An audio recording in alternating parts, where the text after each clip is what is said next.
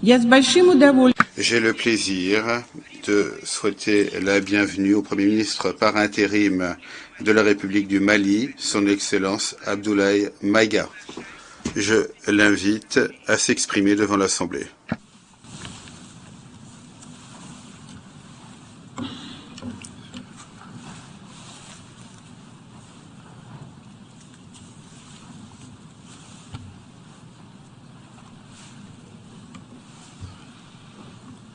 Monsieur le Président de l'Assemblée générale, Mesdames et Messieurs les chefs d'État et de gouvernement, Monsieur le Secrétaire général de l'Organisation des Nations Unies, Mesdames et Messieurs, de prime abord, je voudrais m'acquitter de l'agréable devoir de vous adresser les chaleureuses salutations du peuple malien, riche de sa diversité culturelle, religieuse et ethnique, ainsi que celle de son Excellence, le colonel Assimi Goïta, président de la transition, chef de l'État.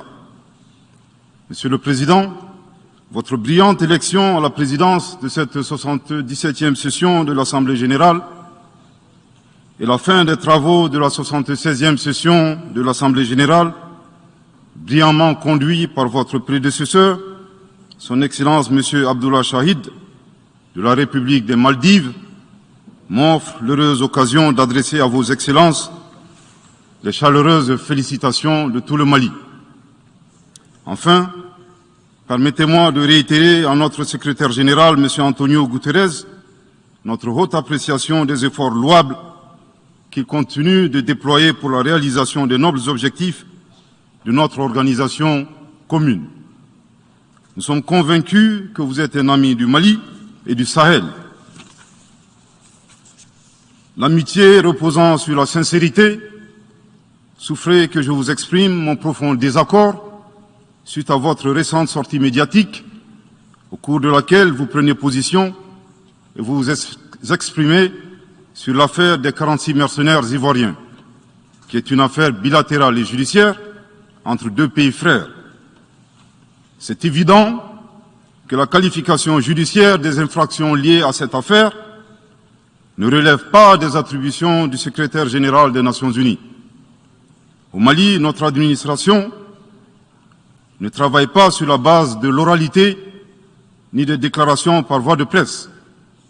Par conséquent, nous nous en tenons scrupuleusement à la note verbale de la MINUSMA, à la mission des Nations Unies pour la stabilisation au Mali, référence MINUSMA bar PROT bar NV bar 226 bar 2022 du 22 juillet 2022, dans laquelle il ressort clairement qu'il n'existe pas de lien entre les 46 mercenaires et les Nations Unies. Les récentes synchronisations des actions et l'harmonisation des éléments de langage consistant à faire passer le Mali, mon pays, de statut de victime à celui de coupable dans cette affaire des mercenaires sont évidemment sans effet. Excellence, Monsieur le Secrétaire général, votre position sur l'affaire des mercenaires a été suivie par certains responsables d'Afrique de l'Ouest. Donc, c'est sous votre couvert que nous leur adresserons des messages. À l'endroit du président en exercice de la CEDEAO, M. Oumaro Sissoko Embalo, qui affirme, je cite, « On vient de voir avant-hier la déclaration du secrétaire général des Nations Unies qui dit que ce ne sont pas des mercenaires. Moi, à la place des Maliens, j'aurais relâché ces 49 soldats. » Fin de citation. Je voudrais très respectueusement signifier à ce dernier qu'il existe un principe de subsidiarité, d'ailleurs au contour flou entre la CEDEAO et les Nations Unies, et non un principe de mimétisme. Également, il est important de lui préciser que le secrétaire général des Nations Unies n'est pas un chef d'État et le président en exercice de la CEDEAO n'est pas un fonctionnaire. Par conséquent, il serait indiqué qu'il ne banalise pas la CEDEAO. Enfin, il est utile de rappeler au président en exercice de la CEDEAO qu'au Mali, les autorités n'interfèrent pas dans les dossiers judiciaires et respectent l'indépendance de la justice.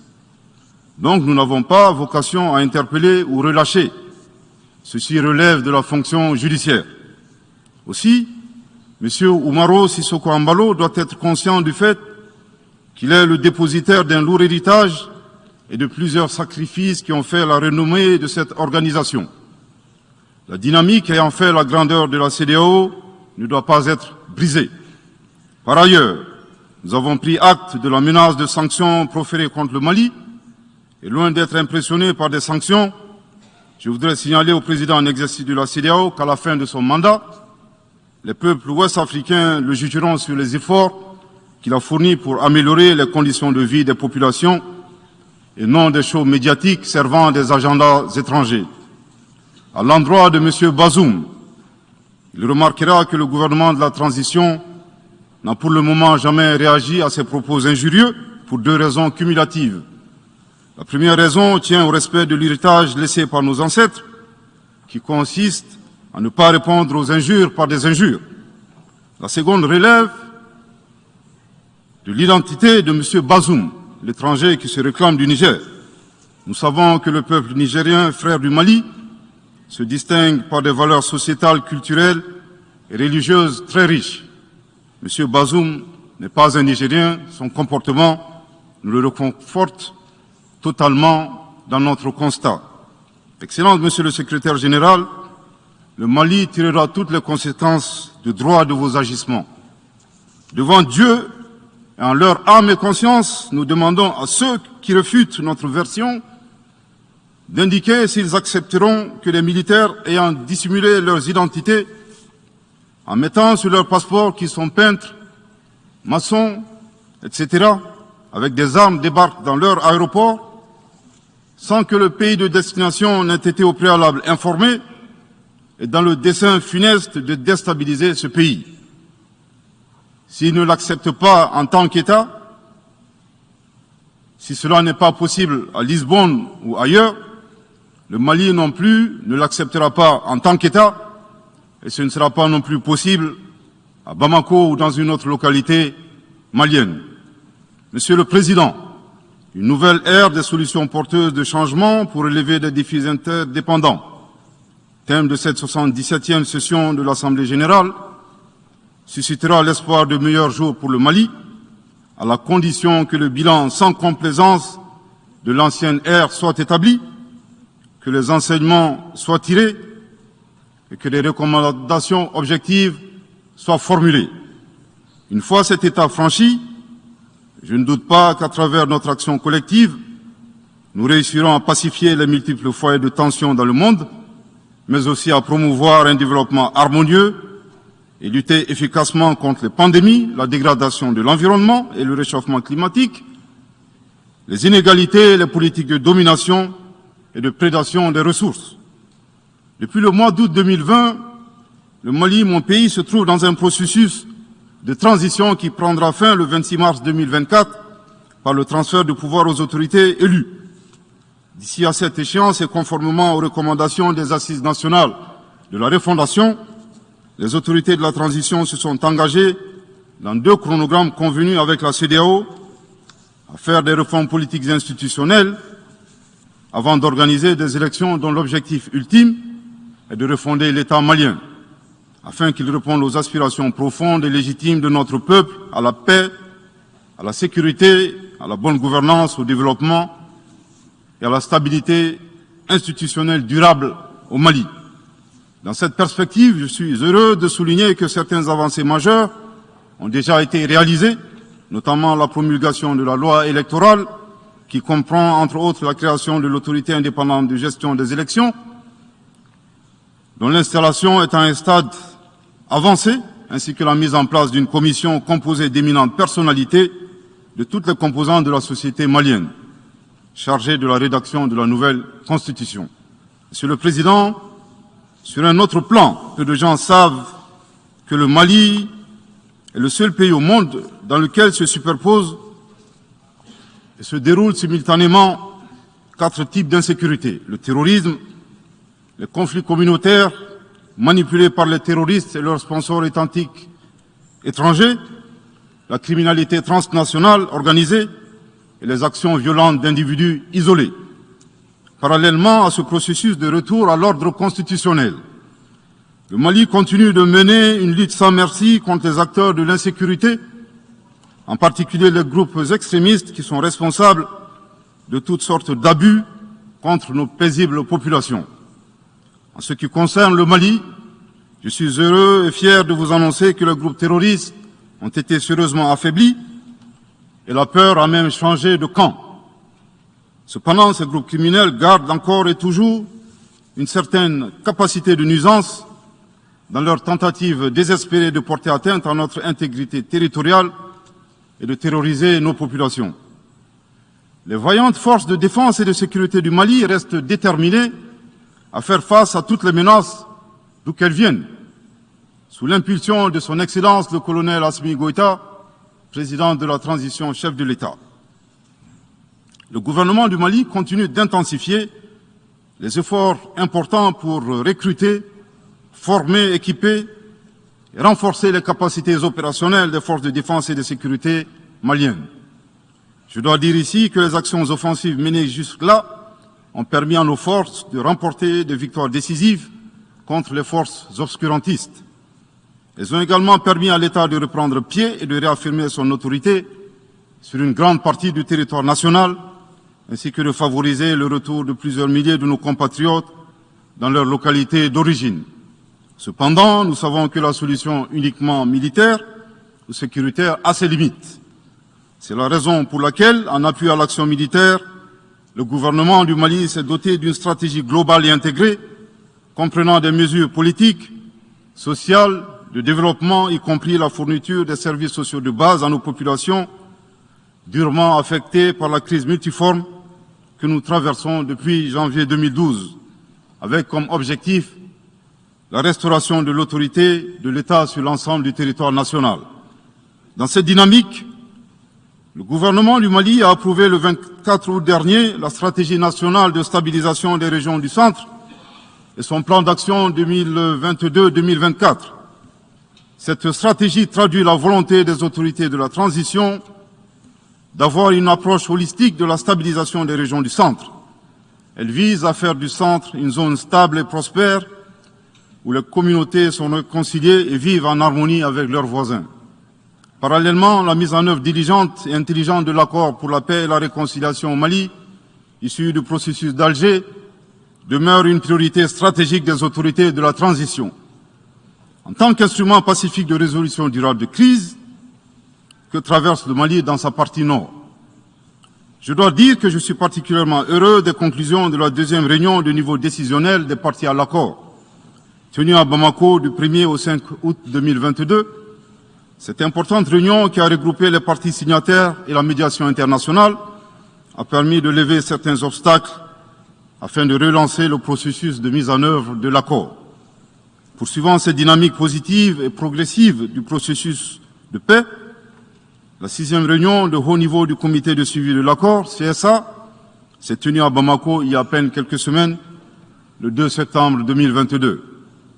Cette session du CSA est un signal fort de la volonté des parties à s'engager dans une nouvelle dynamique en vue de parachever la mise en œuvre de l'accord. Je réaffirme ici notre attachement à ce processus dont la réussite demeure l'une des conditions sine qua non de la stabilité durable du Mali. C'est le lieu pour moi de saluer une fois de plus le rôle actif de l'Algérie et l'accompagnement de l'équipe de médiation internationale. Je n'oublie pas ici la situation des réfugiés maliens dans les pays voisins, que je salue au passage pour leur hospitalité à l'égard des nôtres. Je n'oublie pas non plus celle de nos compatriotes déplacés internes. Je veux les rassurer que le gouvernement du Mali reste très attentif à leur situation précaire et que tous nos efforts visent à créer les conditions propices à leur retour dans la sécurité et la dignité en vue de leur participation effective à la vie de la nation. Monsieur le Président, dans sa difficile quête pour la paix, la stabilité et le développement durable, le peuple malien reste reconnaissant des efforts et des sacrifices consentis par la MINUSMA, de sa création en juillet 2013 à nos jours, visant à aider le Mali à restaurer son autorité sur l'ensemble de son territoire. C'est pourquoi je tiens à rendre hommage au nom du peuple et du gouvernement malien à la mémoire de toutes les victimes maliennes comme étrangères, civiles comme militaires, tombées sur le champ d'honneur au Mali. Cela dit, il nous faut reconnaître que près de 10 ans après son établissement, les objectifs pour lesquels l'aménagement a été déployé au Mali ne sont pas atteints, et ce, en dépit des nombreuses résolutions du Conseil de sécurité.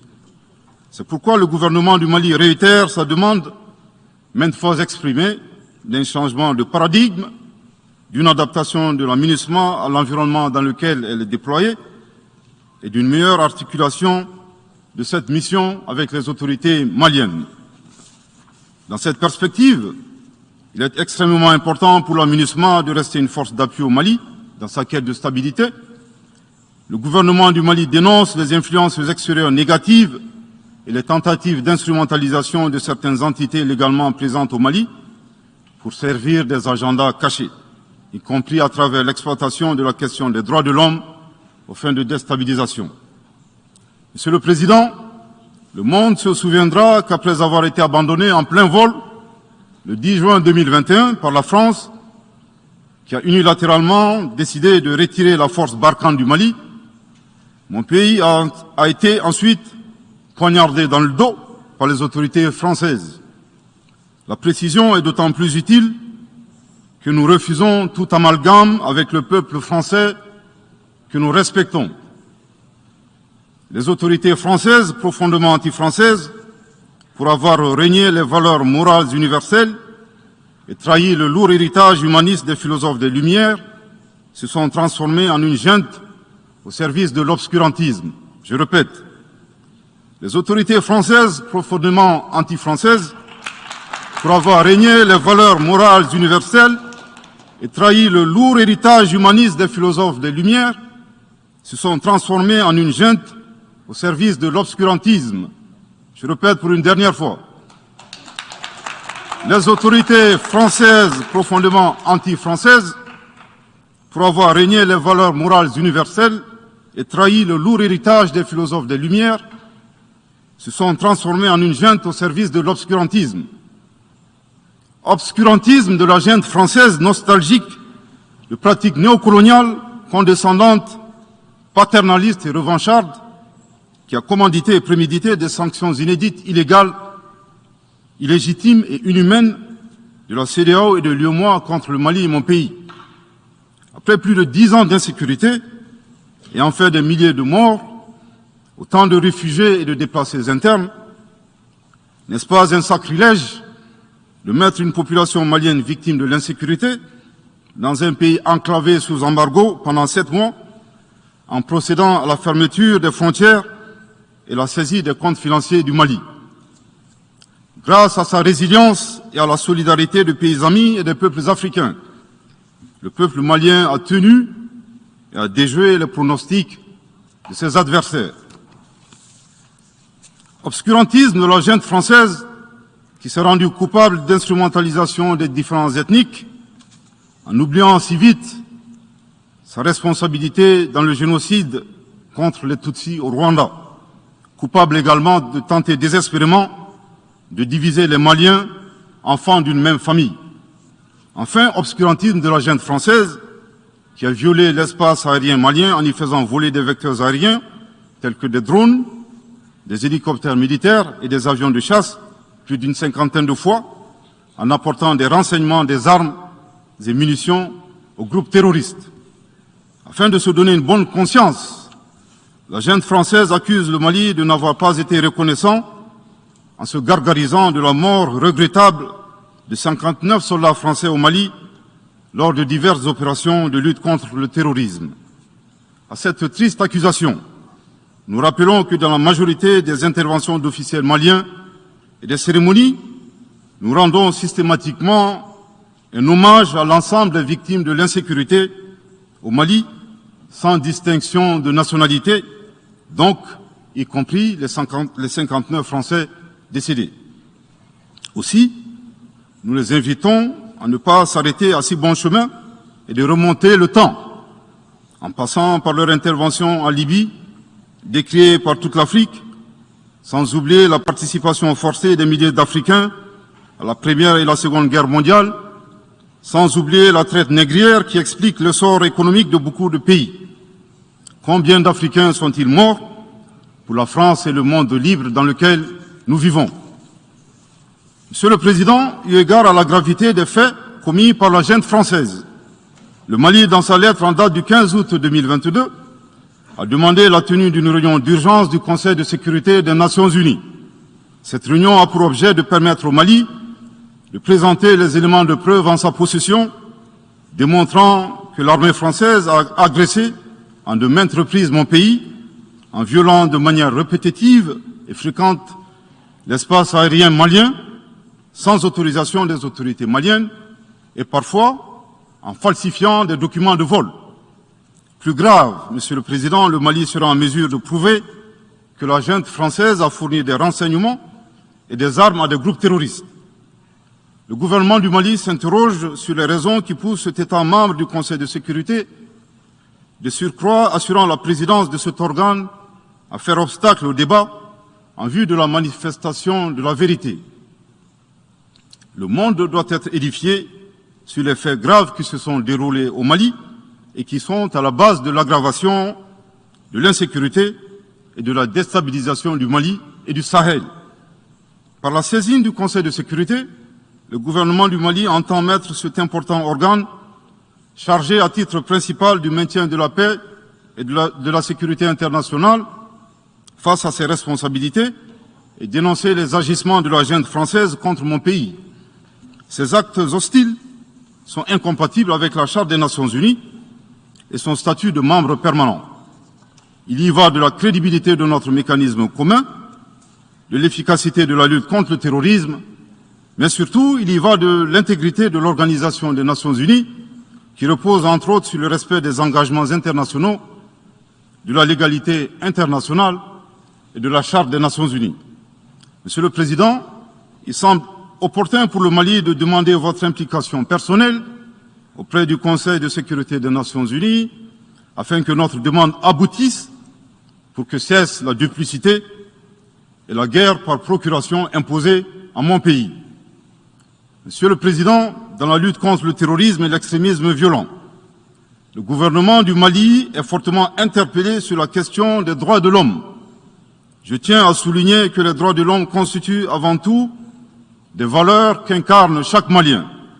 Aussi, le gouvernement du Mali reste déterminé à les respecter et à les faire respecter, conformément à sa politique de tolérance zéro contre l'impunité. Et cela par fidélité à nos valeurs ancestrales inscrites dans la charte de Kouroukanfouga, proclamée en 1236 par l'empereur du Mali, Soundiata Keïta. Le Mali, berceau de grandes civilisations, héritier de grands empires, terre de brassage, d'hospitalité et de tolérance, fait de la promotion et de la défense des droits de l'homme une priorité nationale. C'est pourquoi je réaffirme avec force que les opérations militaires des forces de défense et de sécurité du Mali sont conduites dans le strict respect des droits de l'homme et du droit international humanitaire. Cependant, comme je viens de le souligner, le gouvernement du Mali s'oppose avec véhémence à l'instrumentalisation de la question des droits de l'homme à des fins politiques, de positionnement, voire de chantage ou d'intimidation. De même, nous regrettons la sélectivité observée entre les droits des populations dont des villages entiers sont massacrés et rasés, qui ne suscitent presque pas d'indignation particulière, et la manipulation communicationnelle faisant passer des terroristes neutralisés sur le champ de bataille pour des civils innocents. Monsieur le Président, pour terminer, je dirais que le peuple malien a décidé de prendre son destin en main. Il soutient pleinement le gouvernement dans la refondation du Mali, ainsi que le retour à un ordre constitutionnel apaisé et sécurisé en mars 2024, à l'issue d'élections libres, transparentes et crédibles. La réalisation de ces vastes chantiers exige du gouvernement de poursuivre et d'intensifier les efforts en vue de l'amélioration continue de la situation sécuritaire dans le pays et de la protection des personnes et de leurs biens. À cet égard, je me réjouis de la tenue à Lomé, le 6 septembre dernier, de la 3e réunion du groupe de suivi et de soutien à la transition. Les conclusions de cette importante rencontre, notamment la reconnaissance des progrès réalisés par la transition et les appels lancés en faveur de la mobilisation de tous les partenaires, du Mali pour consolider leur appui politique, économique, technique et financier à la République du Mali, ainsi que pour soutenir les efforts des autorités de la transition du Mali en vue d'un retour harmonieux à l'ordre constitutionnel. Je voudrais rappeler que la transition au Mali résulte de plusieurs années de dysfonctionnement de notre jeune démocratie qui a engrangé quelques résultats positifs. Malheureusement, à l'heure du bilan, les passifs sont plus importants que les actifs, d'où la survenance de la transition. Je saisis cette opportunité qui m'est offerte pour remercier chaleureusement notre respecté aîné, son Excellence le Président Alassane Dramane Ouattara, pour les sages et éclairés conseils qu'il nous a prodigués dans son allocution mémorable à cette 77e session de l'Assemblée générale des Nations unies. Je voudrais le rassurer que les autorités de la transition malienne n'ont d'autres objectifs que de faire des réformes politiques et institutionnelles avant d'organiser des élections, tout en luttant obstinément contre le terrorisme. Ces réformes permettront d'améliorer la gouvernance et toutes les dispositions seront prises pour que la démocratie malienne soit la plus enviée au monde. Dans ce chantier, nous prêterons une attention particulière au troisième mandat, qui ne sera pas possible. Le troisième mandat pour un public moins averti consiste pour un président de la République d'effectuer une manœuvre en 4 temps, en vue de conserver le pouvoir pour lui seul et son clan. Premier temps, presque en fin de second mandat, donc en principe non rééligible, il s'agit pour le président de la République sortant de déclencher une révision constitutionnelle de manière non consensuelle. Deuxième temps, au cours de cette révision constitutionnelle, le président de la République sortant modifiera quelques dispositions constitutionnelles. Troisième temps, une fois la nouvelle constitution adoptée, sur fond de crise politique naturellement, le président sortant devient candidat en violation de la limitation du nombre de mandats à 2. Sa candidature est alors justifiée par l'adoption de la nouvelle constitution et le prétexte est tout trouvé. La limitation du nombre de mandats à 2 concernait l'ancienne constitution. Par conséquent, il est candidat au regard de la nouvelle constitution adoptée. Quatrième temps, une farce électorale est organisée. Forcément, il remporte les élections et s'ensuit une chasse impitoyable aux opposants politiques, dont certains sont arrêtés, d'autres s'exilent et d'autres assassinés. Les allégeances sont obtenues grâce au pouvoir de l'argent, le clientélisme et les intimidations. Dans un langage plus simplifié et en référence à une métaphore footballistique, le troisième mandat est une magie. C'est l'art de se dribbler soi-même tout en gardant le ballon.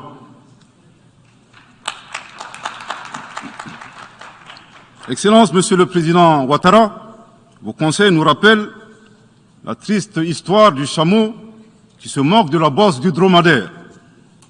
Malgré les efforts tangibles de la transition malienne, dans la mise en œuvre des chronogrammes des réformes politiques et institutionnelles et celui des élections, salués par la communauté internationale, Madame la ministre des Affaires étrangères de la junte française, à qui le Mali n'a pourtant rien demandé, a estimé qu'il n'y avait pas eu de progrès, oubliant que nul ne peut aimer le Mali plus que les Maliens eux-mêmes. Sa position singulière et son adversité ne nous surprennent guère. Victor Hugo, dans Claude Gueux, a classé le genre humain en 2 catégories, en indiquant, je cite, qu'il y a des hommes qui sont fers et des hommes qui sont aimants. Fin de citation. Madame le ministre, dont il s'agit malheureusement, n'est ni fer, ni aimant, elle est hideusement sui generis. Devant l'incertitude et les situations étrangères, le peuple malien adopte une attitude prudente. C'est ce que l'écrivain et le sage Amadou Hampâté-Bâ met en relief en conseillant dans l'étrange destin de Wangrin que, je cite, « Si observer est une qualité, savoir se taire préserve de la calamité ». Fin de citation. Madame le ministre de la junte française, le Mali vous conseille de vous contenter d'observer sa situation. C'est l'occasion pour moi de saluer les relations de coopération exemplaires et fructueuses entre le Mali et la Russie, tout en réaffirmant que le Mali reste ouvert à tous les partenaires qui souhaitent l'aider à relever les défis multiples qui l'assaillent, dans le respect strict de sa souveraineté, de son unité et de la dignité du peuple malien. Le Mali rappelle que, conformément à la vision du colonel Assimi Goïta, président de la transition chef de l'État, 3 principes guident l'action publique nationale. Premier principe, le respect de la souveraineté du Mali. Deuxième principe, le respect des choix stratégiques et de partenaires opérés par le Mali. Troisième principe, la prise en compte des intérêts vitaux du peuple malien dans les décisions prises. En application de ces principes, le Mali reste disposé à poursuivre et à renforcer ses relations de bon voisinage avec l'ensemble des pays qui l'entourent. De même, le Mali, fidèle à son engagement panafricain, continuera à œuvrer au sein des organisations sous-régionales et régionales pour la réalisation de l'intégration africaine. Également, l'atteinte des objectifs de la transition requiert l'accompagnement de l'ensemble des partenaires du Mali, y compris les Nations Unies. J'en appelle donc aux amis du Mali à rester mobilisés aux côtés du gouvernement en vue de l'aider à relever ensemble ces défis importants. Pour la grande majorité des États du monde, convaincus par le respect mutuel et le partenariat gagnant-gagnant, je leur garantis que les portes du Mali leur sont grandement ouvertes et les Maliens les accueilleront les bras ouverts. Pour la minorité qui serait tentée de ne pas respecter ces principes, nous leur promettons qu'ils feront face à des millions de Assimi Goïta, soucieux de défendre leur honneur, leur dignité et leurs intérêts vitaux. Je terminerai en donnant 2 conseils aux nostalgiques de la domination. Ayez le sens de l'empathie, en traitant les autres comme vous voudrez être traités, ou en ne faisant pas aux autres ce que vous ne voudrez pas qu'on vous fasse. Le second conseil, revoyez vos copies, revoyez vos modèles, revoyez vos logiciels pour intégrer le changement de mentalité et l'évolution du monde dans vos grilles de lecture et d'analyse. Sortez du passé colonial et entendez la colère, la frustration, le rejet qui remonte des villes et campagnes africaines, des populations africaines, et comprenez que ce mouvement est inexorable. Grâce au principe de la multiplication fractale, vos intimidations et vos actions subversives n'ont fait que grossir le rang des Africains soucieux de préserver leur dignité. S'il n'était qu'une centaine aux indépendances, aujourd'hui nous sommes des millions, et demain, tant que les paradigmes inégalitaires demeureront, nous serons des milliards. Le Mali et son peuple ne seront pas des spectateurs face aux assauts et l'adversité. Pour chaque mot employé de travers, nous réagirons par réciprocité. Pour chaque balle tirée contre nous, nous réagirons par réciprocité. C'est à ce prix qu'une nouvelle ère sera une réalité avec des solutions porteuses de changement pour relever des défis interdépendants, avec des États interdépendants et en valorisant l'homme sans distinction aucune, notamment de race, de couleur, de sexe, de langue, de religion, d'opinion politique ou de toute autre opinion, d'origine nationale ou sociale, de propriété, de naissance ou de toute autre situation telle que stipulée à l'article 2 de la Déclaration universelle des droits de l'homme. Que Dieu bénisse le Mali et préserve les Maliens des forces obscurantistes et destructrices du monde. Que Dieu bénisse l'Afrique et préserve les Africains des forces obscurantistes et destructrices du monde. Que Dieu bénisse le monde et préserve l'humanité entière des forces obscurantistes et destructrices du monde. Je vous remercie de votre très aimable attention.